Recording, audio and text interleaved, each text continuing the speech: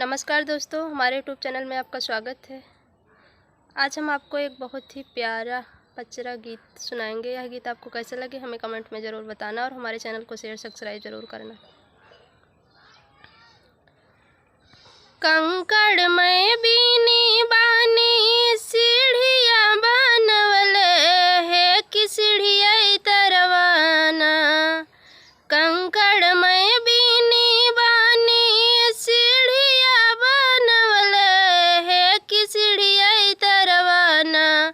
मैया मोरी कारैया सननवा है कि सीढ़िया तरवाना। मैया मोरी कारैया सननवा है कि सीढ़िया तरवाना। कई के आस ननवा मैया गैली आस थनवा है कि दैना लागैना। कई के आस ननवा मैया गैली आस थनवा है कि दैना लागैना। ओही अंधे को नयनवा मैया दैना लागैना। ओही अंधे को नयनवा मैया दैना लागैना। कंकड़ में बीनी बानी सीढ़िया बनवल है कि सीढ़िया तरवाना। कंकड़ में बीनी बानी सीढ़िया बनवल है कि सीढ़िया तरवाना। मैया मोरी कारैया सननवा है कि सीढ़िया तरवाना। कई के आस ननवा मैया गैली आस थनवा है कि दैना लागैना। कई के आस ननवा मैया गैली आस थनवा है कि दैना लागैना। ओही बाझिन के ललनवा मैया दैना लागैना।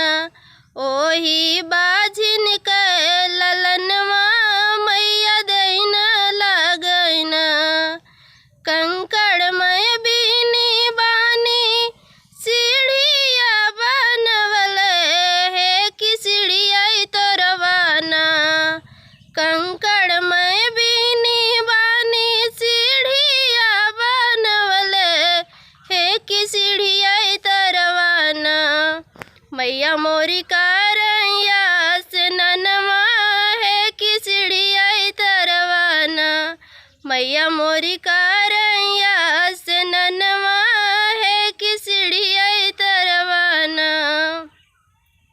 कई के आस ननवा मैया गैली आस थनवा है कि दैना लागैना।